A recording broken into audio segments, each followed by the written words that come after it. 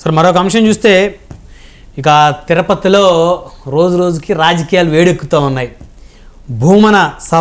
భూమన కరుణాకర్ రెడ్డి మాజీ శాసనసభ్యుడు, తిరుమల తిరుపతి దేవస్థానం మాజీ చైర్మన్. సో ఆయన ప్రతి సవాళ్ళు అయితే రోజు చేస్తూ ఉన్నారు. సో ఇకపోతే సవాళ్ళు ప్రతి సవాళ్ళు అంటే రెండు క్యారెక్టర్స్ ఉండాలి. ప్రస్తుత చైర్మన్ ఏమో నాయుడు గారు, ఆయనేమో మాజీ చైర్మన్. సో ఇద్దరి మధ్య సవాళ్ళు ప్రతి సవాళ్ళు నడుస్తున్నాయి. భూమన వర్సెస్ బిఆర్ నాయుడు అనుకోవాలి. సో ఏంటి సార్ పరిస్థితి? టీడీఆర్లో బాండ్ల స్కామ్ మీద కూడా పెద్ద ఎత్తున చర్చ. అంటే మీరు అన్నది ఏంటంటే ఈ పర్టికులర్ ఇది మటుకు ఇది టీటీడీ కంటే భూమన రాష్ట్ర ప్రభుత్వం. మొన్న మంత్రి నారాయణ మాట్లాడుతూ ఈ టీడీఆర్ బాండ్లు అంటే ట్రాన్స్ఫరబుల్ డెవలప్మెంటల్ రైట్స్, భూమి దేనికైనా తీసుకుంటే దానికి విలువ చెల్లించి తీసుకోవడం, రోడ్డు వేయడానికో ప్రజా ప్రయోజనానికి అన్నట్టుగా ఇది బాగా దుర్వినియోగం అయింది. తణుకులో చాలా ఎక్కువగా దుర్వినియోగం అయింది. అది మనం కూడా వార్త చూసాం. తిరుపతిలో కూడా దాదాపు 700 కోట్లు దీని ద్వారా ఇదైందని మంత్రి నారాయణ సంబంధిత ఆయన చెప్పారు. చెప్తే ఇక్కడ చాలా ఆసక్తికరంగా భూమన అలా జరగలేదని ఖండించడం లేదు. ఆయన ఏమంటున్నాడంటే దీనికి నాకు ఏ సంబంధం లేదు, మీరు ఏ విచారణ జరిపించినా నేను దానికి సిద్ధం అంటూనే ఒక ఐఏఎస్ అధికారిని, ఈ అధికారిని తాటకి కంటే పూతన కంటే కూడా భయంకరమైన అని చెప్తూ ఆయన ఏం చెప్పారో వినండి ఒకసారి. చాలా సంచలనాత్మక. డబ్బులు సంపాదించటమే తప్ప ఏ నైతిక విలువలు లేనటువంటి మనిషిగా, ఒక మాటలో చెప్పాలంటే ఓ తాటకిలాగా కింది అధికారుల పట్ల వ్యవహరించేటువంటి ఆమె తిరుపతిలో మేము నూతనంగా రోడ్లు వేస్తున్నాము కనుక ఆ రోడ్లను కోల్పోయి ఆ రోడ్ల వలన స్థలాలు కోల్పోయేటువంటి వాళ్లను టీడీఆర్ బాండ్ల పేరుతో దోపిడీ చేయటానికి, తద్వారా 100 కోట్లు నొక్కియటానికి ఆవిడ పన్నిన కుటిల పన్నాగాన్ని అడ్డుకున్నాము అన్నటువంటి దుగ్ధతో కోపంతో ఆవిడ తెలుగుదేశం పార్టీకి సంబంధించిన మా పక్క జిల్లా నేతలకు ఈ విషయాన్ని చెప్పి ఏం మాట్లాడినా చెల్లుతుంది కాబట్టి 2000 కోట్ల రూపాయలు అవినీతి జరిగిందేనని ఆ రోజు నుంచి ఈ రోజు వరకు కూడా మా మీద ఎంత ప్రచారం చేశారో అందరికి.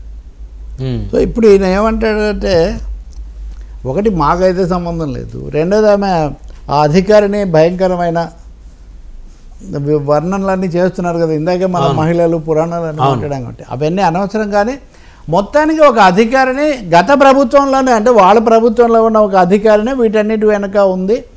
ఈ పథకం ద్వారా బాగా 100 కోట్లు సంపాదించాలి. ఆమె ఒక రోజు కట్టుకునే చీర 1,50,000 రూపాయలు ఉంటుంది. డబ్బు సంపాదించడమే పరమావధి, ఇంకేమి లేదు ఆమెకు. ఆమె తిరుపతిలో కూడా అలా చేయబోతే మేము అడ్డుకున్నాం కాబట్టి పక్క జిల్లాలో తెలుగుదేశం వాళ్ళ ద్వారా ఈ సమాచారం బయటికి తెచ్చి ఆమె మా మీద దాడి చేస్తుంది, నా మీద ఏ విచారణ జరుపుకోండి అన్నారు. ఇప్పుడు 2 విషయాలు లేదా 3 విషయాలు అని చెప్పాలి మనం.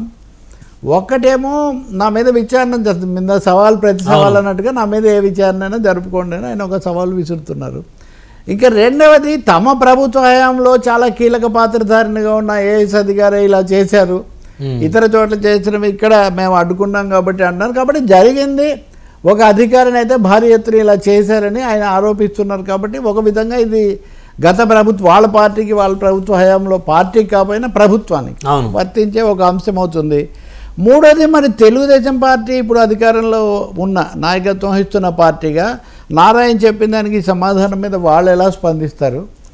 ఐఏఎస్లు ఐపీఎస్లు వాళ్ళ బాధ్యతలు అప్పుడు ఇప్పుడు వాళ్ళు సరిగ్గా చేయడం లేదు, వాళ్ళే కారణం, అన్నీ వాళ్ళే పక్కదో పట్టిస్తున్నారు, లేదా వాళ్ళే అధికారంలో ఉన్న వాళ్ళకు లోబడిపోతున్నారు, ఇలా చాలా ఆరోపణలు ఉన్నాయి. కానీ ఒక రాజకీయ నాయకుడు ఇంత స్పష్టంగా పేరు తప్ప మిగిలినవన్నీ ఆయన చెప్పి, ఆమె ఎవరన్న దాని మీద కూడా సోషల్ మీడియాలో ఆమె పేరు కూడా ఉంది. ఆయన చెప్పలేదు కాబట్టి అది నేను ఇప్పుడు ప్రస్తావించట్లేదు. కాబట్టి దీని మీద తప్పకుండా నారాయణ మొదలు పెట్టారు కాబట్టి మంత్రిగా తప్పకుండా ప్రభుత్వం దీని మీద విచారణ జరపాలి.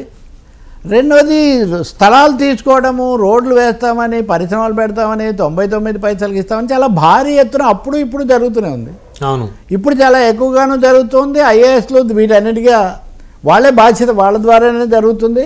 కాబట్టి ఈ మొత్తం వ్యవహారం ప్రజల నుంచి, పౌరుల నుంచి, రైతుల నుంచి, లేకపోతే అక్కడ ఉన్న వాళ్ళ నుంచి తీసుకుంటున్నప్పుడు సూత్రాలు ఎలా పాటిస్తున్నారు, పక్షపాతాలు, అవినీతి ఎలా జరుగుతున్నాయి, తాటకులు, అనకొండలు ఎలా తయారవుతున్నారు, అదేమో ఇందాక మనం మాట్లాడింది నేరాలు ప్లస్ అవినీతి. ఇది అచ్చంగా ప్రజల ఆస్తుల నుంచి డబ్బులు సంపాదించుకోవడం, ఈ అనకొండలను నిగ్గు తేల్చాల్సిన అవసరం ఉంది. మరి భూమన కూడా దీనికి సహకరిస్తారేమో, తనే విచారణకు సిద్ధం అంటున్నారు. కాబట్టి అంటే ఇప్పుడు తన విచారణ సిద్ధం అన్నారు కాబట్టి ప్రభుత్వం విచారణ చేసే అంత పరిస్థితి ఉందంటారు. చేస్తే చాలా మంచి, చేయడం చాలా ఈజీ కదా. ఇప్పుడు ఆయన సిద్ధం అంటున్నారు, సవాళ్ళు విసురుతున్నారు. మొన్న కూడా వాళ్ళిద్దరు మీరు అన్నట్టుగా బిఆర్ నాయుడు ఈయన ఒకరినొకరు నాతో పెట్టుకోవద్దంటే నీతోనే పెట్టుకుంటాను. Tirupati is going to be పుణ్యక్షేత్రం. ఇప్పుడు మెల్లగా రణక్షేత్రం లాగా మారుతుంది, రాజకీయ రణక్షేత్రం లాగా. కాకపోతే ఇది కింద కొండ, అదేమో తిరుమల, ఇక్కడ తిరుపతి. ఏదైనా రెండు ఒకటే కాబట్టి ప్రజలకు సంబంధించి తిరుమల తిరుపతి అంటూ ఉంటారు. కాబట్టి దీని మీద ఒక సమగ్రమైన, నెల్లూరు తిరుపతి పక్కపక్కవే ఆ విధంగా చూస్తే. అవును. కాబట్టి ఒక క్షుణ్ణంగా నిజానిజాలు నిగ్గు తేల్చాల్సిన అవసరం ఉంది. అలాగే ఈ చాటున కార్పొరేట్ శక్తులు అనండి, అవినీతిపరమైన రాజకీయ శక్తులు ఎలా అల్లుకుపోతున్నాయి ప్రభుత్వాలతో నిమిత్తం లేకుండా. ఇదే అధికారి అక్కడికి వెళ్ళి సమాచారం ఇస్తారు, ఇదే ప్రజాప్రతినిధి ఆ పార్టీలో చేరి మళ్ళీ ఇటు వస్తాడు. సో ఇది చాలా ఆందోళన కలిగించే విషయం, చాలా అభ్యంతరకరమైంది కూడా. ఆయన సూటిగా చెప్తున్నారు. కాబట్టి ఇప్పటికే అంటే ఉదయం మాట్లాడారు, ఇప్పుడిప్పుడే అది వైరల్ అవుతూ ఉంది. వైరల్ కావాల్సిన అవసరం కూడా ఉంది. ప్రభుత్వం నుంచి కూడా వేగంగా స్పందన చర్యలు ఉంటాయని ఆశిద్దాం సార్.